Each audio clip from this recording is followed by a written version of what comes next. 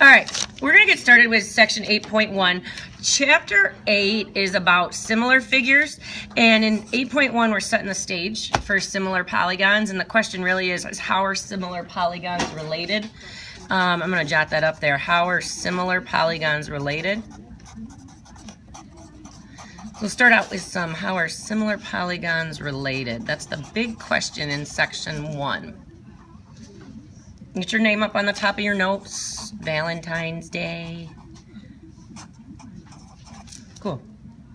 Now, to start out here, these definitions are actually from past sections that we've done. Similar figures are geometric figures that have the same shape, but not necessarily the same size. Geometric figures that have the same shape,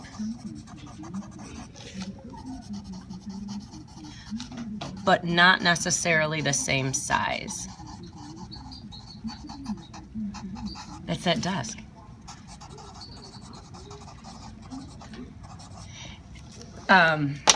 Same shape, not necessarily the same size.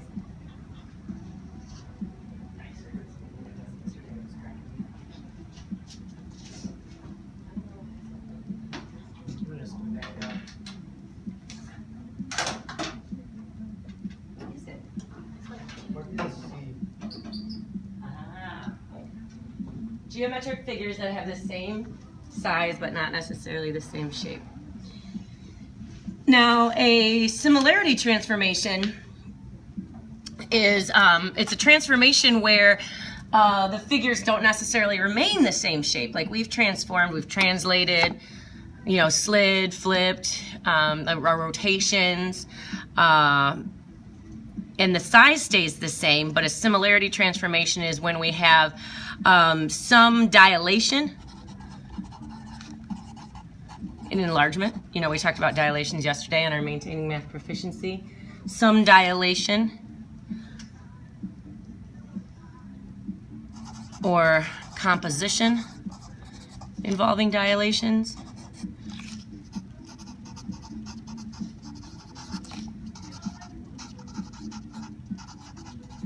That produces similar figures, not congruent.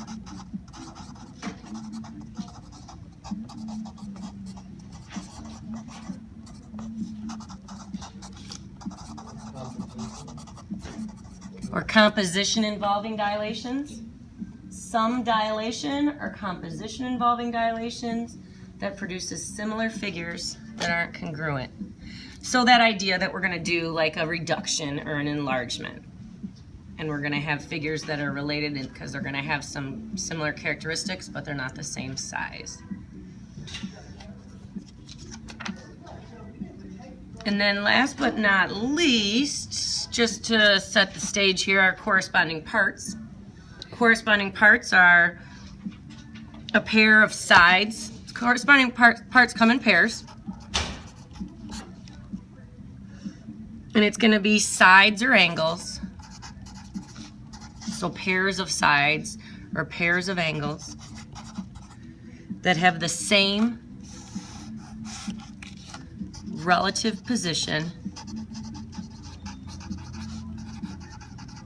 in two congruent figures. Nope.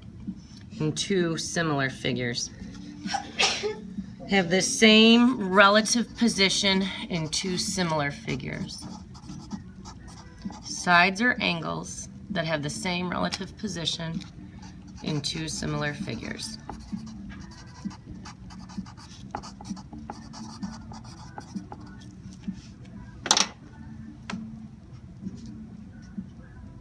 Corresponding parts always come in pairs.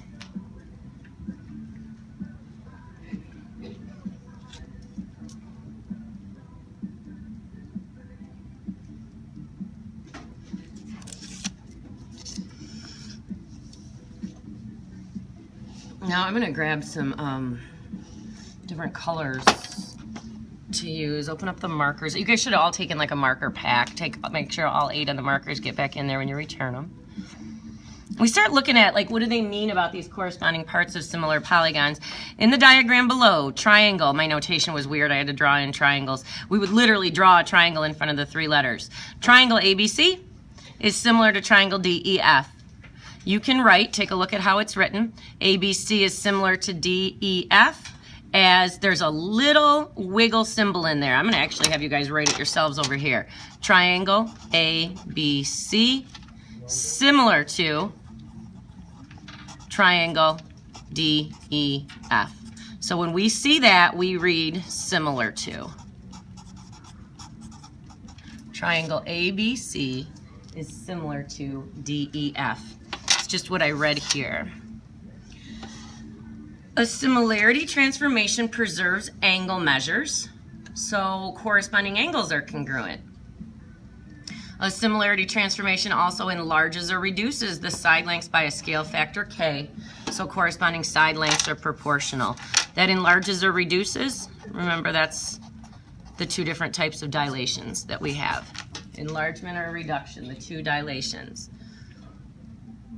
So kind of connecting the dots between some of the stuff that we were talking about in the definitions. And I do want to talk about the corresponding parts here. And I want to do it in a way where you guys can make a relationship, see a relationship between the names. You guys notice how here, the way we wrote this, just copying what was here. A, B are the first 2 letters. D, E are the first 2 letters. When I come over into the figure, those are going to be corresponding sides. I'm just using yellow to see AB and ED are a pair of corresponding sides. And right here, they've got ratios of corresponding side lengths. And so what I just highlighted in yellow is the first fraction with the DE and the AB. So that pair of sides, I've got the corresponding, they have a relationship. We'll talk about the scale factor in a minute. We're going to go look at now side BC, taking another color, highlighting BC and EF. Those guys correspond. Here's the fraction relating theirs.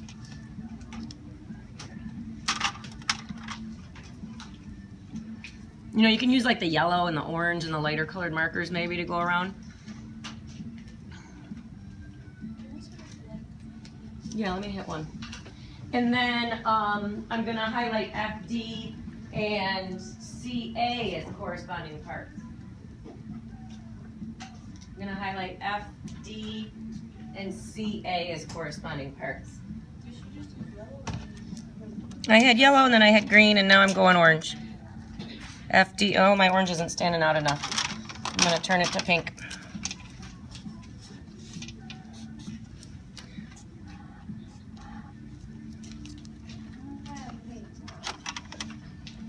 No, you don't have pink. I have pink. Somebody want a pink? You want pink? Yeah. She's like, yeah. No.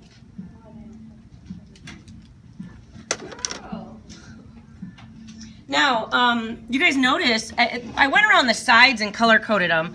Check out what's down here. I didn't do any color coding, but you see these pairs here? These are actually congruent angles. Like what we were just reading here is that angle measures stay the same.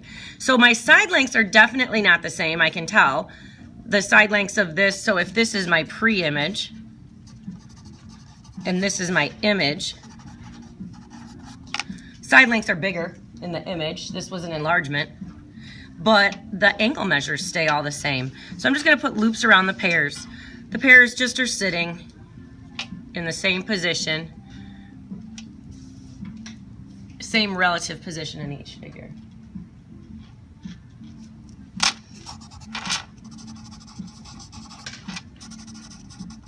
Now underneath the corresponding angles, angle measures remain the same.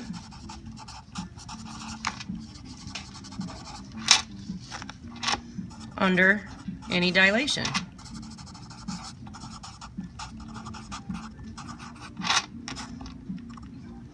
the relationship of the angles at the sides doesn't change. The sides just get longer. In the case of this one, it gets longer. This one was a enlargement.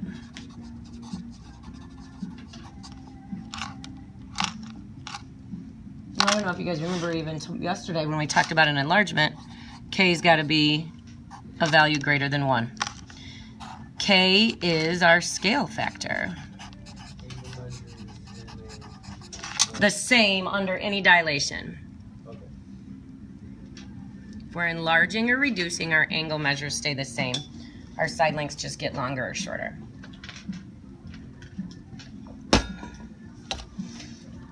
Now, this whole thing here says, like, it's got ratios of corresponding sides.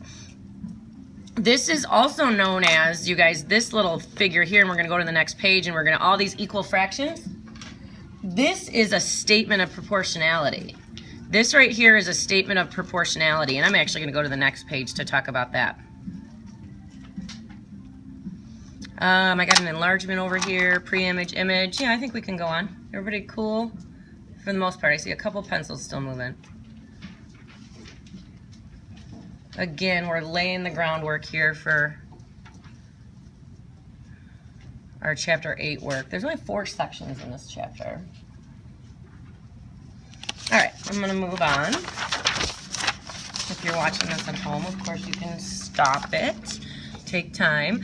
Draw a couple of triangles in here for yourself. Triangle ABC is similar to JKL.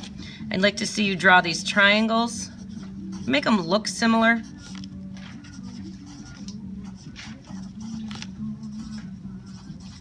Take a minute to draw those.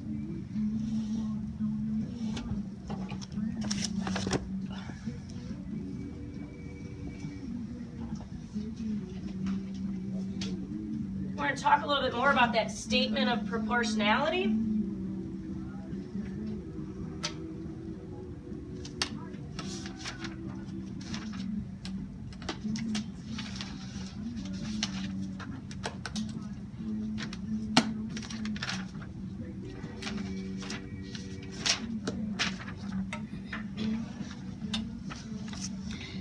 Now the concept that's sitting here where I'm putting this example, and don't forget you guys, that's our little similar to figure. Maybe we just, because it's new, we keep writing down what it means.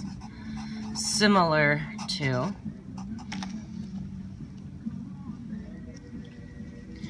So if 2 polygons are similar, then the ratio of any 2 corresponding lengths in the polygons is equal to the scale factor of the similar polygons. Okay, so that's kind of a lot there. Any 2, and I'm gonna freeze this right here. In my video, I'm going back. These guys, I'm going back to this. You guys, I had mentioned it. This setup right here is our statement of proportionality.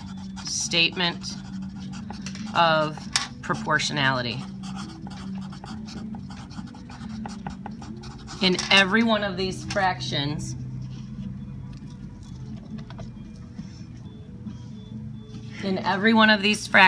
I've got the image length over its corresponding pre-image. Image length over corresponding pre-image. Image length over corresponding pre-image. Image length over pre-image. We wrote this on our paper yesterday.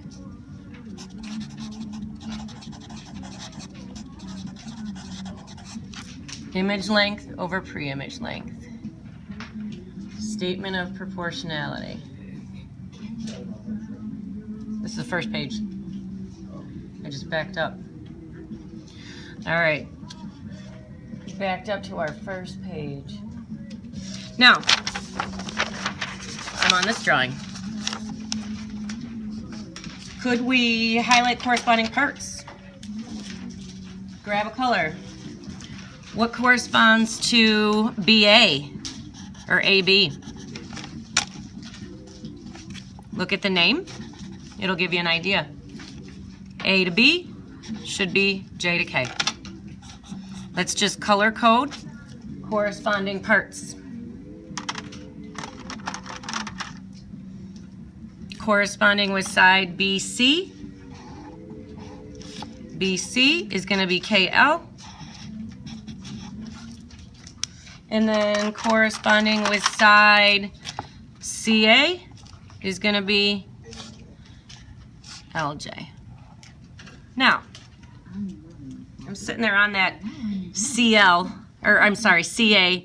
and LJ. I'm going to start my statement of proportionality. This is the image. This is where we finished. Pre-image is ABC. I'm going to relate JL 28 over 21. It's corresponding side lengths together. That's what I had in red on mine. Now I'm actually going to go, and this is the statement of proportionality. I'm going to set that equal, and now I'm going to go look at my green sides. I've got 48 to 36. And then last but not least, I've got my yellow sides. Definitely we'll want the larger number on top, the image, because this got bigger. Yellow sides is going to be 36 over 27. So all my bigger numbers are on top, my smaller measures are on the bottom, the corresponding smaller.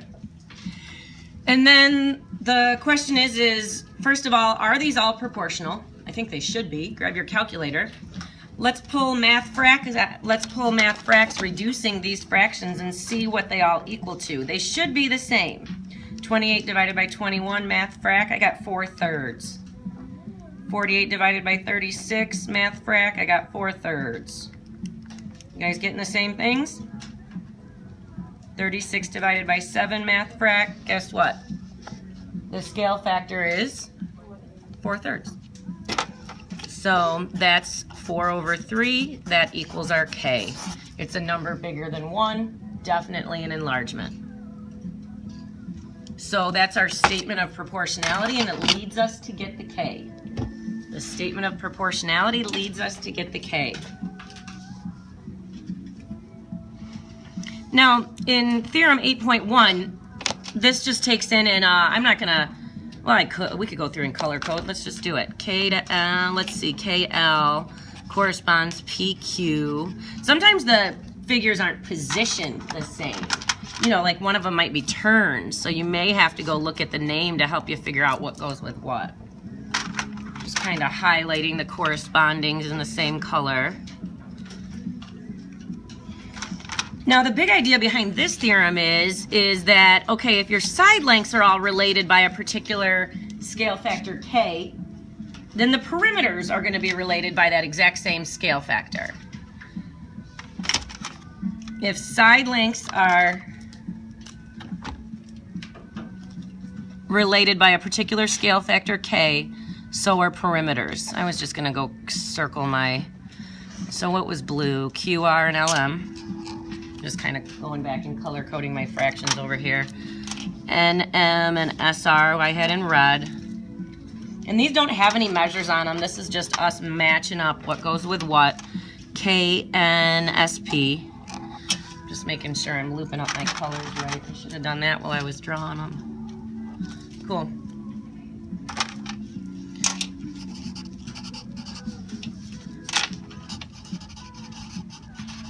So when side lengths are related by K, perimeters are also related by that same scale factor K.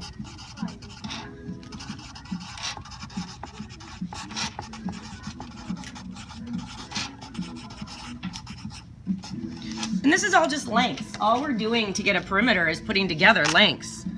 The sum of side lengths. Perimeters are the sum of side lengths. When side lengths are related by K, perimeters are also related by K.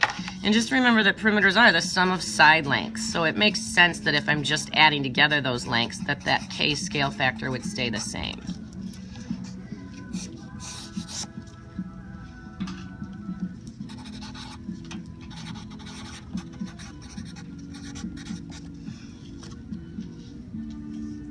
Now when I go down into this second theorem, areas, the relationship's a little bit different. I'm not going to color code the side lengths because really this isn't about the side lengths. This is about the areas of each. And this one, so let's see, up top they've got area of PQRS. I'm going to shade PQRS in green. In the numerator is the area of the image. In this case, the bigger one. I'm looking at another enlargement. And then in the denominator is the area of the pre-image. We keep seeing that. The image up top, denominator in the bottom, or pre-image in the bottom. Image over pre-image. And areas measure space inside, and space inside is measured by 2 dimensions.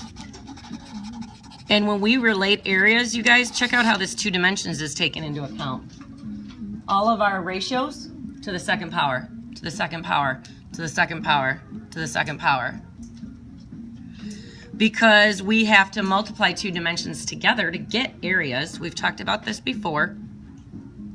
And so in areas are related by taking the scale factor to the second power. And I think I just want to leave off there, and I want to, when we turn the page, I want to see if there's there will be an area problem that we'll look at. So if your scale factor is 2, something gets 2 times as big, your areas will be related by 2 squared or 4. If your scale factor is 1/3, gets smaller, your areas would be related by 1/9. So you got to get your k squared. You take your k and you square it. Notice what I did right here, just real little in pencil. If I had to square 1/3, 1 times 1 up top, 3 times 3 in the bottom. Extra. Moving on. Now, of course, we're going to be presented with, right away, the figures aren't sitting in the same positions. You know what I mean? They're turned. What side do you think I could highlight that goes along with side X here? Yeah. Let's color code the sides that look like they're related. We're told the polygons are similar, and the direction is to find the value of X. So if I think about turning this figure, the 2 would then be related to the 3.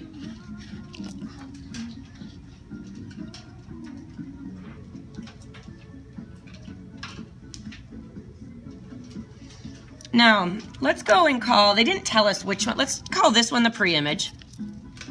Let's call this one the image.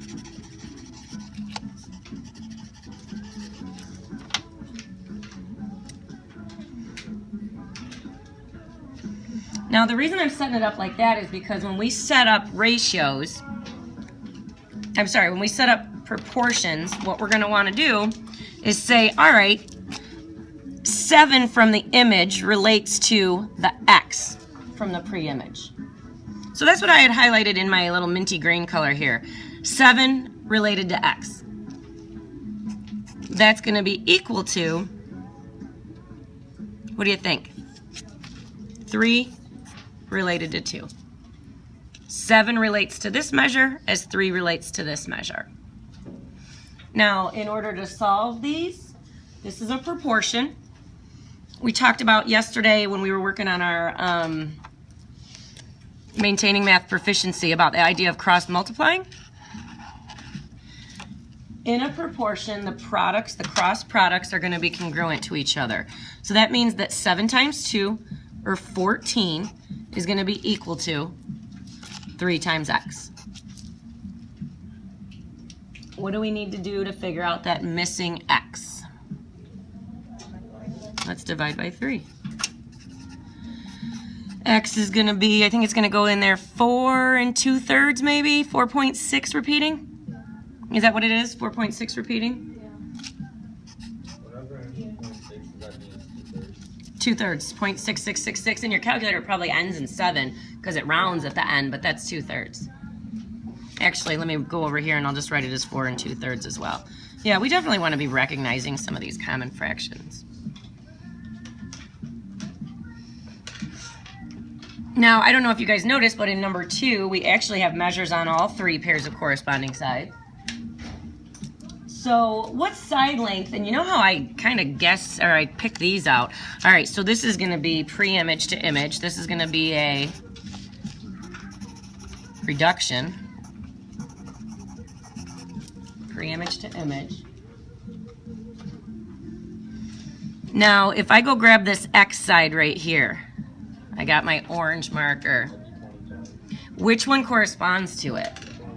Yeah, you know, let me help you out with something, because some people are just like, oh, it's 25, no problem. When I pick this side, you guys, one angle has 1 mark on it, the other one has 3. On the bigger figure, I want the one that has 1 mark and 3 marks. Those are the angles I want to intersect with. What goes along with the 8? 1 angle marking, 2 angle markings, 1 angle marking, 2 angle markings. Perfect. And then we see the last one then is going to be that. Now, here's the thing. In order to find X, we don't need to set up 3 fractions. What's so funny? When that's cool that you're doing that right now. Let me go back. I'm going to pay y'all to shut it. Now, you guys, we don't need 3 fractions. We only need 2. We only need 2. So, you know what I'm going to actually do is I'm going to focus on just the X, because I know I have to put an image up top. X over. What measure corresponded with X? 25. Now, which pair of sides do you want to use for the other side of this proportion? It doesn't matter. You can use 12 over 30, or you can use 8 over 20. Because guess what? 12 over 30 and 8 over 20 are both the same thing. So I don't care which one you want to use. I'm going to go with 12 over 30, 8 over 20. I'm going to use 8 over 20, smaller numbers. Now, how do we go and solve this one? We cross multiply. X times 20 is going to give me 20x. 8 times 25 is going to give me 200. X is 10. Find the value of X. The scale factor of this, when I did the math, you guys, the scale factor was 0.4. 4/10 or 2/5. That's what these fractions would reduce to. And I figured that out when I went and did 13 divided by 20 and 8 divided by 20 to show that they were equal. All right, now, scale factor on this one, you guys, is 1.5. Let me just go back and put that there. You didn't have to find them, but it's there. 3 divided by 2, or 7 divided by 4.66666. That's going to be 1.5. Check this out. Whatever fraction I have set up, 3 divided by 2, 1.5. 8 divided by 20, 2/5. 12 divided by 30, 2/5. The ratios of the corresponding sides. All right, now, number 3 through 8. Let's see what we got going on here. All right, you guys are doing great. I appreciate your patience today. This is a long lesson. It helps having markers and stuff, yeah? A, B, C. Find the scale factor. From A, B, C, D, E, holy cow, interesting figure, to K, L, M, P. You know what, you guys, I got an easy way to do this. We just need to find one pair of corresponding sides. Let's go grab AB to KL. AB, KL. I'm going to assume this is the pre-image and this is the image. So I'm dealing with the numbers 3 and 2. The scale factor is going to be the image length over the pre-image. The image length, KL, is 3. The pre-image is 2. Now, I just want to point out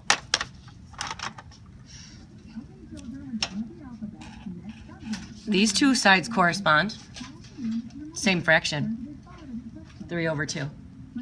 Those two sides correspond. Our fraction is the same, 3 over 2. Now, number 4 is written a little bit differently. Number 4 is written actually reversing what I just did in number 3. Number 3 is saying, okay, now consider this to be the pre-image and this to be the image. So switch it around. I went from small to big. Now this one's saying take me big to small.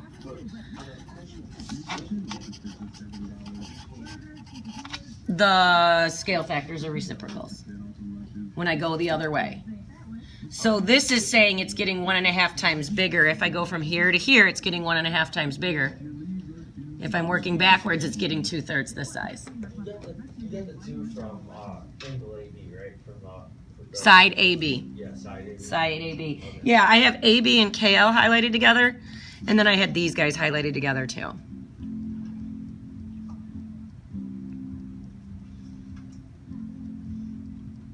Now our next question is, I don't even see a Y. Oh, there's Y. I got it. Find the values of X, Y, and Z.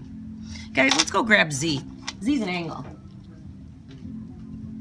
Go looking for Z. Angle A has got the Z on it. Look in the other figure at the angle. What angle corresponds with A? It's gonna be K. Look at how I just went to the name. What goes along with A? K, sitting in the same position.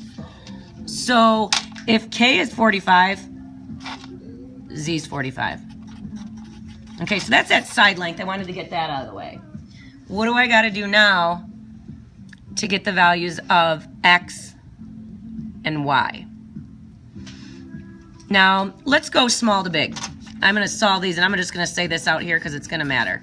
Let's go small to big as we solve this problem. To find X, if we go small to big, that means that my image needs to be on top, pre-image in the bottom.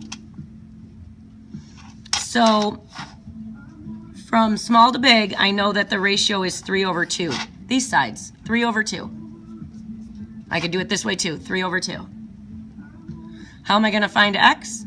Well, 3/2, 3 relates to 2, as X relates to 1. 3 relates to 2, as X relates to 1. Now, I got 2 X's here, you guys, but I'm going to solve what it is, doing the problem once. Cross multiply. 2 times X equals 3. What's X? 3/2.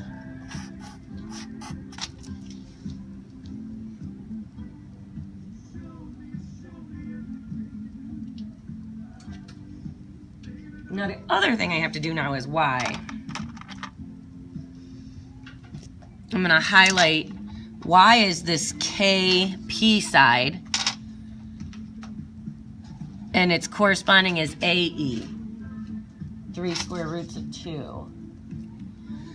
So to find Y, I still can go back to that scale factor K, or the idea that we know this is a 3-to-2 relationship based on what we're given. That's going to be congruent to Y over 3 times the square root of 2.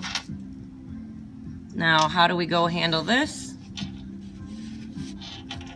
2 times Y equals 9 times the square root of 2. And I'm not even going to go to my calculator. I'm going to have you guys just leave it this way. Y is equal to 9 square roots of 2 over 2. Let's just leave it right there. That's exact. 2 times Y, 3 times 3 roots of 2.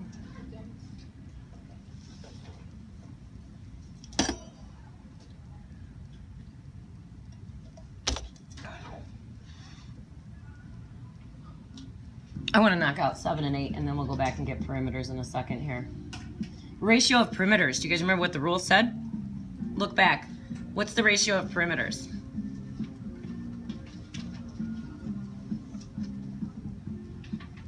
Just a scale factor. Ratio of perimeters. So we're back here going, okay, side lengths are related by K, perimeters are also related by K. This was, they want this, they're talking small to big. Small to big. What was our K when we did small to big? Same as number 3. Same thing. Perimeters are related on the same scale factor as lengths. We're going to do 6, but I just wanted to knock these 2 out first.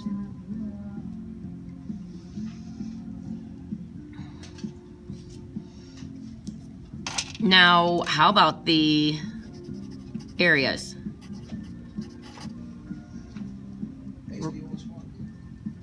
We're still doing small to big. That means our bigger number is going to be on the top. Wherever we're going is the top of the fraction. Where we end is the top of the fraction. Areas are going to be related by k to the second power. So what we need to do then is we need to go take 3 to the second power and 2 to the second power. What's 3 squared?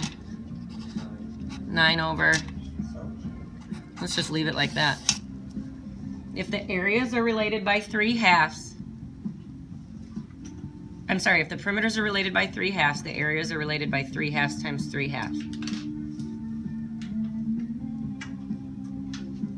Now, I'm actually going to stop this video and we're going to go on and work on perimeters in class, but we're going to do number 6 and we'll check in on perimeters with each other.